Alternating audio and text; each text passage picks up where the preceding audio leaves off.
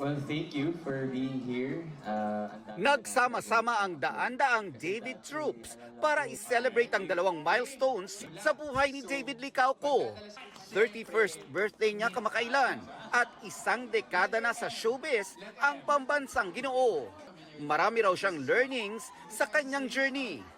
I think yung connections, the people you meet along the way, dito sa showbiz, alam naman natin na marami ka talaga may meet na tao, iba-ibang tao, at kung paano mo sila pakikisamahan. And siguro like yung hard work, di ba? I mean, for a person to reach his goals, kailangan talaga yung hard work. And sa showbiz, alam naman natin na it's a long journey.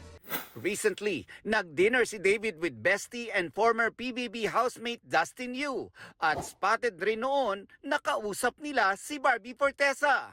Tanong ng netizens, anong meron? Ano to? Kasama mo si Barbie o ano bang nangyari? Hindi, kasi galing kami sa GMA, kasi we had a shoot for the station ID. And then, yun, after that, I invited Dustin na magkita nga kami.